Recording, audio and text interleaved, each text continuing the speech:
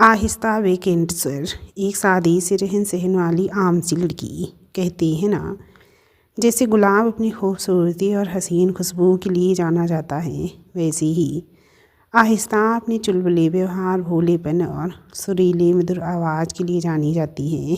कहने को तो दिखने में किसी आम सी लड़की सी थी, सामान्य आँखें, छोटी नाक और प्यारा सा मुँह, मगर खुद में ही एक अलग रंगत ली। वो सबसे अलग लगती थी। केरल की तिरुवनंतपुरम जिले में स्थित कोवलम गांव की सुबह की शुरुआत ही आहिस्ता के घुंघरुओं की झनकार और उसकी कोयल रूपी आवाज़ से होती थी। कई मायने में वो गांव आदि सा हो चुका था आहिस्ता की आवाज़ का। आहिस्ता अपने ही घर में छोटे छोटे बच्चों को क्लासिकल डांस, मोहिनीअट्टम सिखाती थी। हालांकि उसे हर तरह के नृत्य आते थे, मगर उसे सबसे प्रिय था केरल का पारंपरिक नृत्य मोहिनीअट्टम, जिसे वो छोटे छोटे बच्चों को सिखाकर कुछ पैसे कमाकर अपने अपने पापा को देकर उनकी मदद करती थी।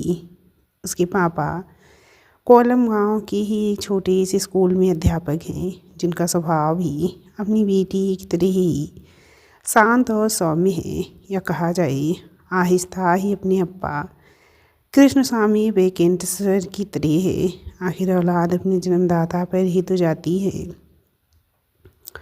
आहिस्ता अपने अप्पा की जान है और उसके अप्पा उसकी। वो अपने अप्पा के लिए कुछ भी कह सकती है। मगर क्या हो जब कोई इंसान अचानक से उसकी ज़िंदगी में आए और आहिस्ता के अप्पा उससे दूर हो जाए। आहिस्ता की खुशहाल ज़िंदगी बर्बाद हो एक घटना के बाद, जिसमें उस सब रिश्ते नाते खो देती है और साथ छूट जाता है उसका अपने अप्पा से। पर उसका हाथ उस वक्त वही शख्स थामता है जिसकी वजह से आहिस्ता की ज़िंदगी बर्बाद हुई थी। कंट्रोवर्सी और परिस्थितियों की चलती आहिस्ता की शादी हो जाती है एक बिजनेस टाइकून दास्तान मेहरा से। पर क्या होगा जब आहिस्ता को पता चलेगा कि उसका पति एक माफिया है? क्या होगा जब आहिस्ता के आगे आएगा दास्तान का असली चेहरा? क्या दास्तान को अपना पाएगी वो? और उनकी कॉन्ट्रैक्ट मैरिज आगे क्या रंग लाती है?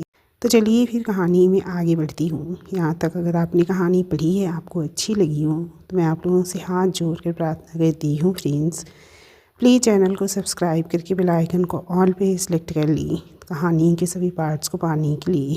मानसून की करवट आज केरल में दस्तक दे चुकी थी। तेज बारिश के बीच आती घुंघरुओं की आवाज़ से मिस्टर कृष्णास्वामी समझ जाते हैं उनकी बेटी तेज बारिश के बीच नृत्य करने में मगन है। आहिस्ता वेकेंट स्वर, लगभग 5 फुट 5 इंच लंबी लड़की, छरहरे बदन का शरीर, सांवला लगभग श्यामल रंग, बाल कमर के नीचे तक लहरा रहे थे।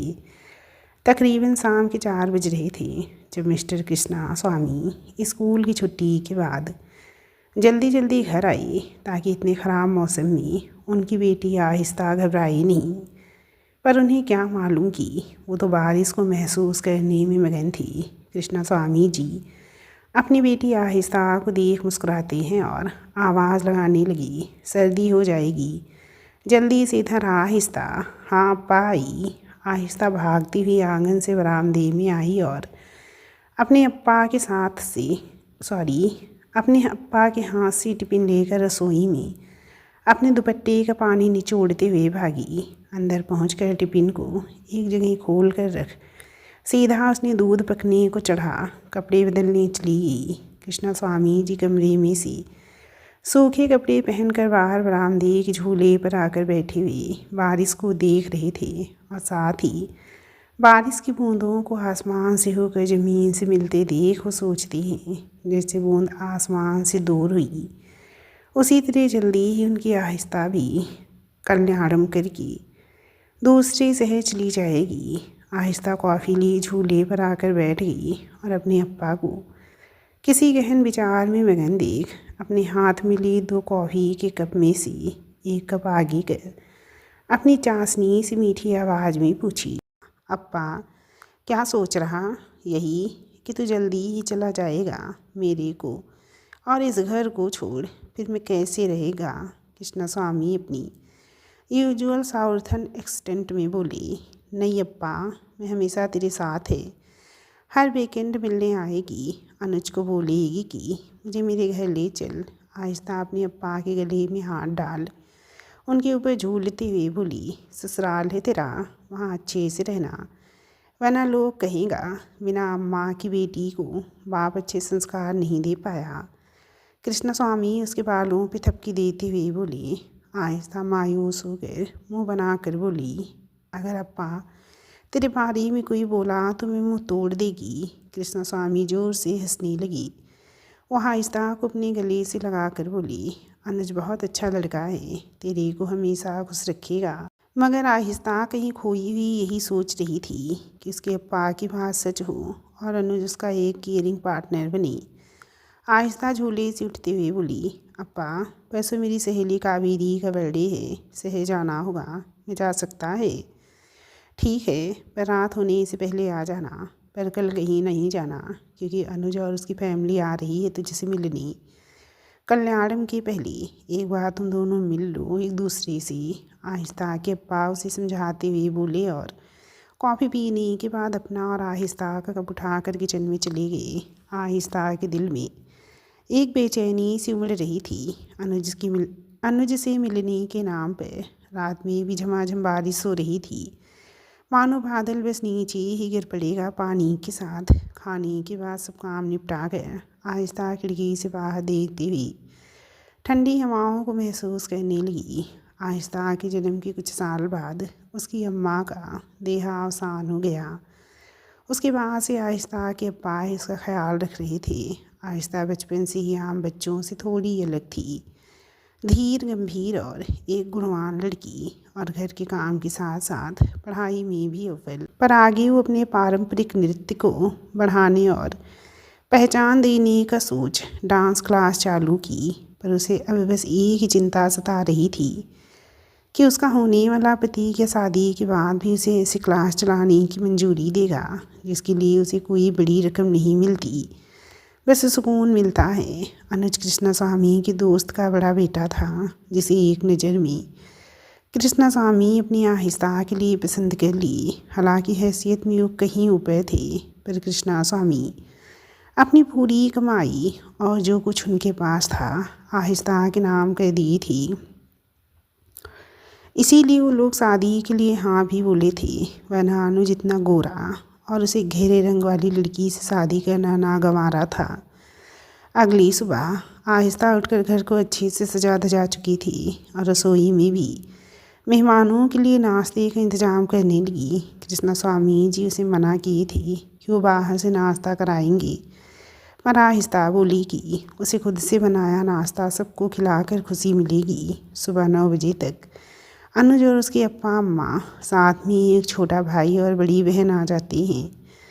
कृष्णा स्वामी उनका स्वागत करते हुए आंगन में लाकर कुर्सी पे बैठने को कहती हैं। फिर थोड़ी देर में आहिस्ता साड़ी संभालते हुए सबके लिए नाश्ता और कॉफ़ी लेकर आई और उनके पाँव छूती हैं। मेनका अय्यर और श्रीदास अय्यर अनुज के अम्मा और अप्पा थे, जिन्हें आहिस्ता की बातचीत करने का तरीका और स्वभाव बहुत पसंद आता है। अनुज की बड़ी बहन महाश्वेता थोड़ी घमंड में चूर रहती थी, इसीलिए आहिस्ता के आगे उसकी घर की बुराई दिखाकर उसे नीचा और खुद को अमीर जताने की कोशिश करती हैं।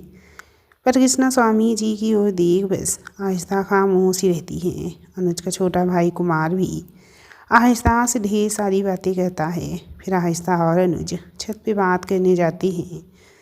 छत से गांव के खेत खलिहान काफ़ी सुंदर लग रही थी। गांव की बारिश के बाद हरियाली बढ़ सी गई थी। कल की बारिश के बाद हरियाली बढ़ सी गई थी और हवाओं ने अपना रुख बदला नहीं था। आहिस्ता उसकी और कॉफ़ी देते हुए कहती है, कॉफ़ी। अनुज कॉफ़ी लेकर थैंक यू कहता है। दोनों में खामोशी होने के बाद आहिस्ता बोलना शुरू करती है, अनुज, मेरे अप्पा मेरे को बहुत चाहते हैं, इसीलिए मेरे लिए हर एक बेस्ट चीज़ लाते हैं। शायद वो फियांसी चुनी होंगी, तुम्हें मेरे लिए तो कुछ सोच कर चुनी होंगी, पर मैं एक गाँव की लड़की हूँ, शहर से दूर रही, इतना तौर तरीका नहीं मालूम। मेरा साथ तुम देगा ना। आहिस्ता, जो कि अनुज की ओर बड़ी ही आस से देख रही थी, वो बोल पड़ी। अनुज बस सिर हिला देता है। आहिस्ता खुश होकर और बातें करने लगती है। डांस क्लासेस चलाती है। इतनी कमाई तो नहीं होती, पर खुशी मिलती है। सबको अपने पार्टनर से लेकर कुछ ड्रीम्स होते हैं, तुम्हें हैं? आहिस्ता चहकते हुए बोली। मैं ये शादी अप्पा और अम्मा की कहने पे कर रहा। और इतना बोल अनुज उठकर नीचे चला गया। मगर आहिस्ता का मानो दिल टूट जाता है। वो बहुत सपने सजाए बैठी थी अपने होने वाले पति को लेकर, पर अनुज तो कह गया ये शादी उसकी मर्जी से नहीं, बल्कि अप्पा अम्मा की कहनी पे हो रही है। केरल के पास आने वाला एक बड़ा सा हाईवे, जहाँ पर एक काली स्कॉर्पियो अपनी रफ्तार पकड़े सड़क पर भाग रही थी, और उसके आगे पीछे भी कुछ उसी की मॉडल की गाड़ियाँ दौड़ रही थी। स्कॉर्पियो में ड्राइवर की पीछे वाली सीट पे बैठा उस कार का मालिक था, जिसने काले रंगत के कपड़े पहन रखे थे और वो फ़ोन पर किसी से बात कर रहा था। उसकी आवाज़ में एक अलग ही बात थी, बिल्कुल सर्द। भाई जी, काम हो जाएगा। इतना बोल उसने फ़ोन काट दिया और वो कार केरल के हाईवे से मुड़ किसी कच्चे रास्ते की ओर घुस गई। कुछ ही मिनटों में वो कार रुकी और उसके बगल वाली कार से एक लड़का, जिसके चेहरे पर भी वही भाव थे, वो तुरंत भागते हुए स्कॉर्पियो का दरवाज़ा खोला और उसमें से वही स्याह कपड़ों वाला शख्स निकला, जो कार से निकलते ही अपने सामने एक कुर्सी, जिसके सामने बड़ी सी मेज रखी थी, उसी में से एक कुर्सी पे बैठे एक आदमी के सामने जाकर बैठ गया। बोल, उसने कम शब्दों में बेहद ठंडे भाव से कहा। मेरे को एक मौका दे। सामने वाला शख्स तुरंत अपनी जगह से उठकर भागते हुए उस काले कपड़ों वाले शख्स के पैरों में गिरकर गिड़गिड़ाने लगा और बोला, मैं कभी ऐसा नहीं करेगा। दिया मौका, काले कपड़े वाले शख्स ने बोला और अपनी जेब से एक गन निकाल कर अपने सामने गिड़गिड़ाते उस आदमी की जान ले ली। उसके खून के कुछ छींटे उसके चेहरे पर आए, जिसे उसके साथ वाले आदमी ने अपनी जेब से रुमाल निकाल कर खून को पोंछ दिया और काले कपड़ों वाला शख्स उठ गया। इस दुनिया में किसी को भी दूसरा मौका नहीं मिल सकता। इतना बोल वो अपनी आँखों पर काला चश्मा लगाकर अपनी कार की ओर चल पड़ा, और उसके पीछे भी उस शख्स की लाश वैसी ही पड़ी हुई थी। आहिस्ता, जिसे शादी जैसे पवित्र रिश्ते से बहुत आशाएं हैं, अनुज की कही बातें क्या असर करेंगी उस पर। वैसे भी आप सबको भी पता है कि हमारा हीरो तो दास्तान है। देखते हैं वो माफिया कब और कैसे हमारी प्यारी आहिस्ता से मिलता है। चलिए कहानी में आगे बढ़ते हैं। अगर आप लोगों ने कहानी को यहाँ तक पढ़ा है और अभी तक कहानी को लाइक नहीं किया है फ्रेंड्स, तो प्लीज़ कहानी को लाइक करना। आपका एक लाइक, एक कमेंट, एक सब्सक्राइब मेरे लिए बहुत हिम्मत लेकर आता है। उस बारिश वाली रात के बाद अगली सुबह चमकती सूरज की किरणों के बीच हुई। आहिस्ता की तो नींद ही पूरी नहीं हो पाई अनुज की बातों से। सुबह उठ अपने पा के लिए खाना बनाकर और टिफ़िन पैक कर खुद तैयार होने चली जाती है, क्योंकि आज उसकी सहेली कावेरी का बर्थडे था, जिससे मिलने के लिए उसे शहर जाना था। कृष्णा स्वामी के जाने के बाद आहिस्ता भी घर को बंद कर बाहर निकलती है। उसे जाते देख अगल बगल की औरतें उससे उसका हाल चाल लेते हुए पूछने लगती हैं कि कहाँ जा रही। आहिस्ता उन्हें सहेली से मिलने का बोल कर निकल जाती है। बस से होते हुए 2 घंटे बाद वो शहर में पहुंच गई। सड़कों पे लगा जाम और इतनी भीड़ देख तो आहिस्ता का सिर चकरा गया। वो बस स्टैंड के पास दुकान पर जाकर खड़ी हो गई और अपनी सहेली कावेरी का इंतज़ार कर रही होती है कि उसका मोबाइल रिंग हुआ। अपने अप्पा का कॉल देख आहिस्ता के चेहरे पे मुस्कान सी आ गई। अप्पा, मैं पहुंच गया, आप क्लास ले रहा। आहिस्ता बोली, हाँ अभी ब्रेक हुआ तो सोचा एक बार पूछ लूँ किधर हो तुम। कावेरी से मिल गए, मेरी तरफ से भी विश कह देना, और जब गांव के पास पहुंचकर कॉल करना, मैं आएगा लेनी। ओके अप्पा। आहिस्ता फ़ोन कट करके इधर उधर देखने लगती है। कि एक स्कूटी आकर उसके सामने अचानक से रुकी। ओ मैडम, किधर देख रही तू? कावेरी को देख आहिस्ता राहत की सांस लेती है। अच्छा है तू आ गया कावेरी, पता है मैं डर रही थी यहाँ इतनी भीड़ में। अయ్यो, आहिस्ता, कब डरना बंद करेगी तू? अच्छा बैठ, चल होटल में सारी फ्रेंड्स वेट कर रही होंगी। कावेरी स्कूटी स्टार्ट करके बोली। आहिस्ता स्कूटी पे बैठ गई और दोनों होटल के लिए निकल पड़ती हैं। कुछ देर बाद दोनों एक बड़े से होटल में पहुंची। आहिस्ता इतना बड़ा होटल देख कर सोचने लगती है कि उसके गांव में इतना बड़ा तो किसी का घर नहीं। हाँ, खेत ज़रूर इतना बड़ा है। आहिस्ता कावेरी के साथ उसके फ्रेंड्स के पास पहुंची। उसमें कुछ आहिस्ता को जानने वाली लड़कियां थी तो कुछ लड़के लड़कियां कावेरी के दोस्त थे। आहिस्ता 4-5 लड़कों को देख घबरा जाती है और एक तरफ कावेरी के साथ ही बैठ जाती है। सभी लड़कियां अच्छे से फैशन वाले डिजाइनर कपड़ों में वेल ड्रेस्ड थी। वही हाल लड़कों का भी था, पर आहिस्ता अपने पारंपरिक परिधान जो कि सामान्यतः दक्षिण भारत में लड़कियां पहनती हैं, लंबा घाघरा ब्लाउज और दुपट्टा पहने हुए आई थी। साथ ही बालों को चोटी के उसमें गजरा लगाए। पर उसके काले रंग को देख कई लड़कियां मुंह बना रही थी तो कुछ मजाक बना रही थी आपस में। पर आहिस्ता को इन सब की आदत थी, इसीलिए वो ज़्यादा ध्यान नहीं दी। शाम तक कावेरी सबके साथ एंजॉय करती है। आहिस्ता भी उन्हीं के बीच बातें कहती है। पर जैसे ही आहिस्ता की नज़र घड़ी पर पड़ी, शाम के 4:30 बजते देख वो उठ खड़ी हुई। कावेरी उससे पूछने लगी, कहाँ जा रही है? कावेरी, मेरे को जाना है गाँव, आपा वेट कर रही होगी। आहिस्ता की बातें सुन कुछ लड़कियां हंसने लगती हैं। गांव में रहती हो तुम? एक लड़की मजाकिया तौर पर बोली। हाँ, जहाँ से हमारे देश की इकोनॉमी को शुरू में से मजबूती मिली, जो गांव खेतों खलिहानों से सबका पेट भरता है, उसी गांव से मैं हूँ। आहिस्ता सहजता से मुस्कुराते हुए बोली। वहाँ मौजूद सबकी निगाहें आहिस्ता पे थम चुकी थी। सबकी बोलती भी बंद हो चुकी थी। कावेरी मुस्कुराई और उसके गले लग गई। चल, तब तुझे पहुंचा आती हूँ बस स्टैंड, लेकिन पहले केक कट हो जाने दे, बस आधा घंटा और। नहीं, अप्पा को फिक्र होगी, मैं चली जाएगी तो एंजॉय कर। आहिस्ता कावेरी से गले मिलकर वहाँ से बस स्टैंड के लिए निकल पड़ी। थोड़ी देर में वो बस स्टैंड पहुँच जाती है और सौभाग्य से वहाँ बस उसे खड़ी मिल जाती है जो तुरंत निकल रही थी। वो टिकट लेकर बैठ पड़ी। मौसम थोड़ा ख़राब सा लग रहा था। लगभग चलती हवाओं से अनुमान लगाया जा सकता था आज भी तेज़ बारिश होने वाली है। आहिस्ता प्रार्थना करने लगती है, अच्छे से वो घर पहुँच जाए। जितना बरसना है बरसे। आज बादल गांव की सीमा के आधे किलोमीटर दूर, जहाँ थोड़ी जंगली इलाका था, काफ़ी पेड़ पौधे थे, बस अचानक रुक पड़ती है। आहिस्ता के साथ सभी हैरान हो जाते हैं कि क्या बात हुई। ड्राइवर कंडक्टर को बाहर जाकर रोड पे पड़े एक इंसान को देखने को कहता है। शायद वो नशे में बेहोश पड़ा था। कंडक्टर जैसे ही उस गिरे हुए इंसान को उठाने जाता है, वो कंडक्टर के गले पे चाकू रख देता है। सभी बुरी तरह घबरा जाती हैं। तब तक उस चाकू वाले इंसान के बाकी साथी भी आ जाते हैं और बस को घेर उसमें घुस कर सबको डराने लगते हैं। आहिस्ता घबरा कर सिमट कर बैठ गई। वो गुंडे शक्ल से ही दरिंदे लग रहे थे। वो सभी के पैसे और कीमती गहने ज़बरदस्ती वसूलने लग पड़ी। आहिस्ता भी घबरा कर पैसे और गहने देने आगे बढ़ती है। वो आगे बढ़ते हुए देखती है कि दरवाजे के बाहर कोई नहीं।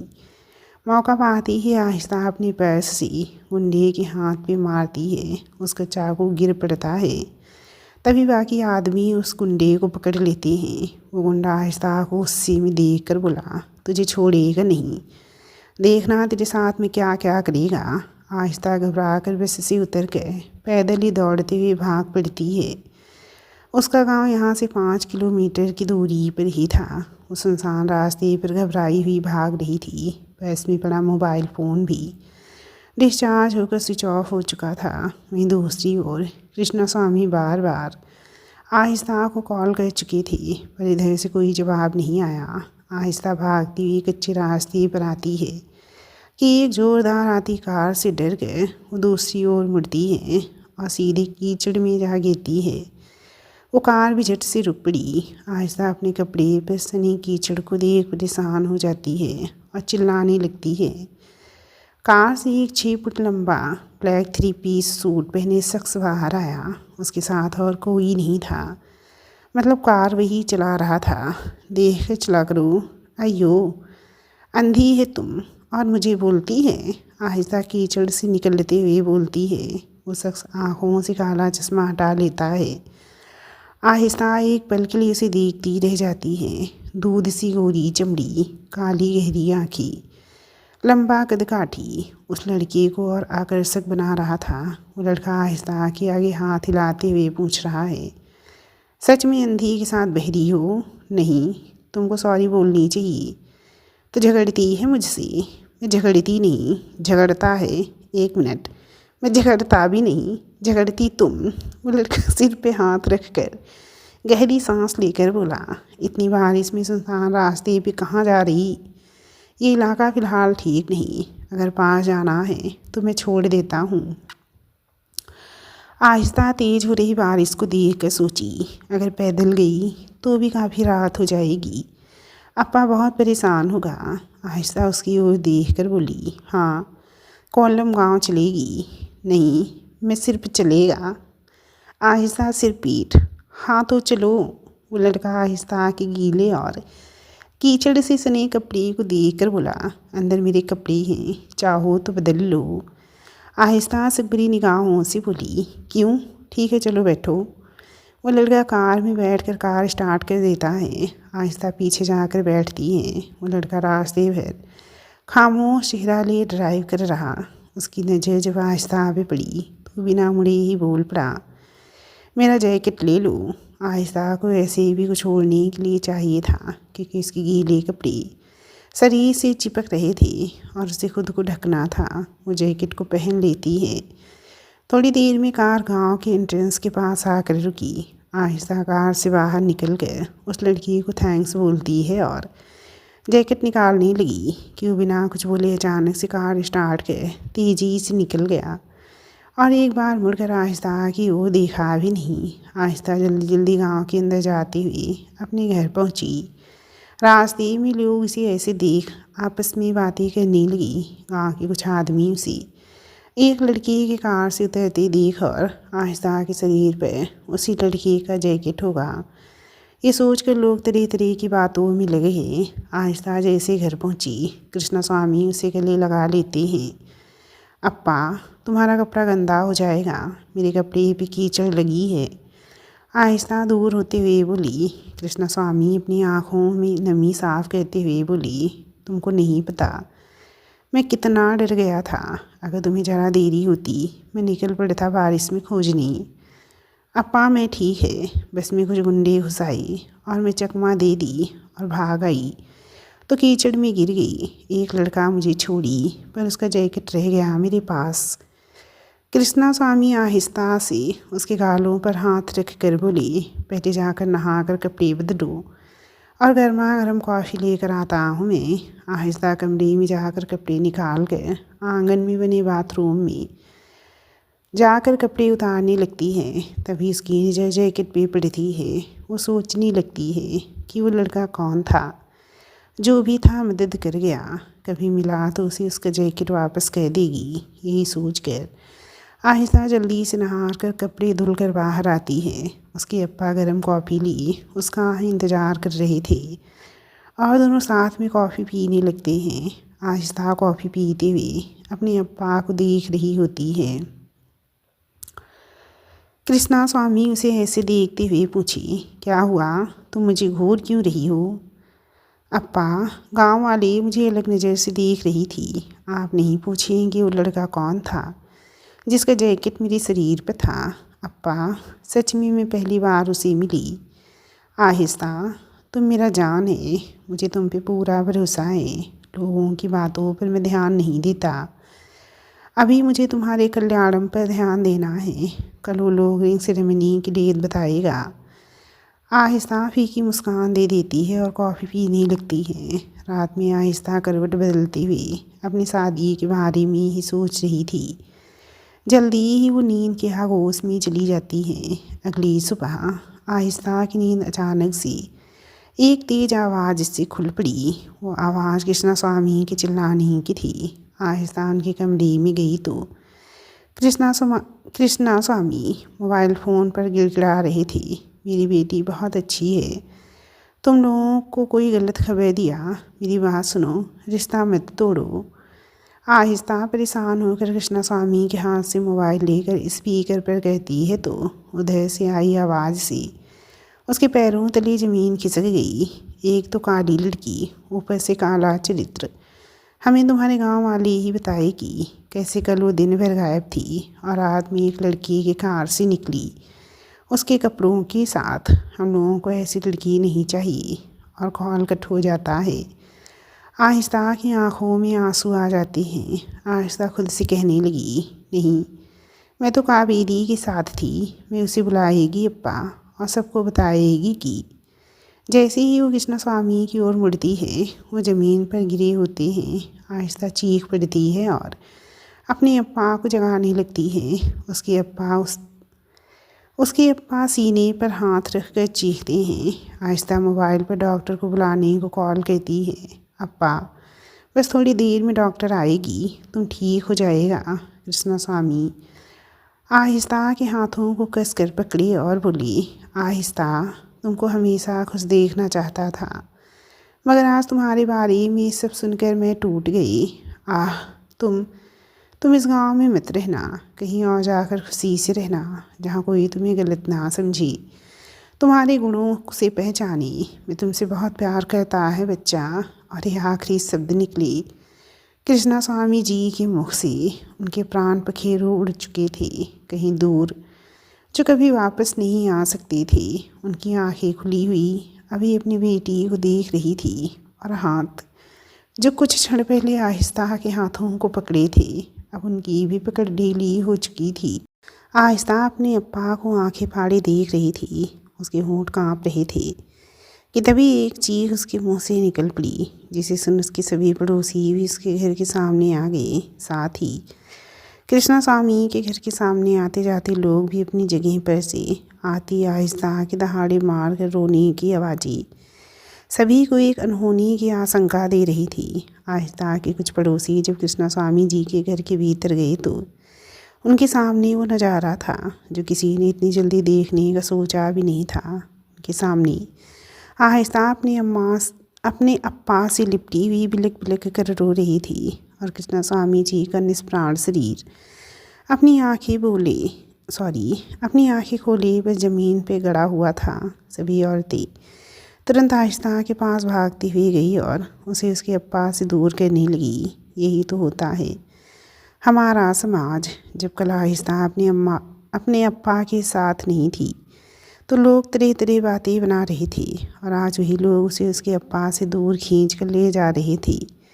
गांव के जानने वाले और कृष्णा स्वामी के मित्र मिलकर उनका अंतिम संस्कार पूरा की।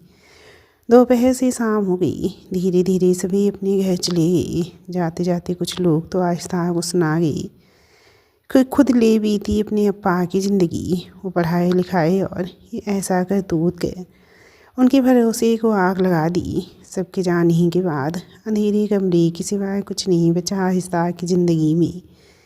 वो उठी और आखिरी बार अपनी यादों को याद करते हुए घर को देख अपना सामान और ज़रूरी चीज़ ली गांव से निकल पड़ी। इसलिए नहीं क्योंकि उसके अप्पा बोले थे, बल्कि इसलिए क्योंकि अब वो उस घर में चैन से नहीं रह पाएगी जहां अब उसके अप्पा साथ नहीं थे। शाम के 6 बज रहे थे जब आहिस्ता को सामान लिए लोग घर से निकलते देखे। कुछ लोग उसे रोक कर उसके साथ रहने को भी बोले, पर वो किसी रिश्तेदार के घर जाने का बोल कर निकल पड़ी। बिना किसी मंजिल के चलते वो बस स्टैंड पहुँच कर बैठ गई।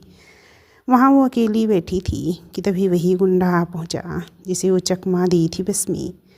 उसके साथ 4 और आदमी थे जो आहिस्ता का सामान उससे छीन लिए और आहिस्ता की ओर बुरी नीयत से बढ़ने लगे। आहिस्ता रोते बिलखते कहने लगी कि आज इसके अप्पा उससे दूर हुए, पर उन लोगों के पास रहम नहीं था। इन्नो बिट्टू प्लीज़। आहिस्ता हाथों को जोड़े खुद को छोड़ने को बोल रही थी। और जब इंसान बहुत ज़्यादा खुश हो या डरा हुआ हो तो इंसान अपने ही स्थानीय और जन्मजात भाषा में ही बातें करने लगता है। और इस वक्त आहिस्ता जो कुछ भी बोल रही थी उसका मतलब था मुझे छोड़ दो। कैसे छोड़ दे? तू हम लोगों को पकड़वाई, तुझे क्या लगा पुलिस से डर जाएंगी? छोड़ दिया वो हम लोगों को।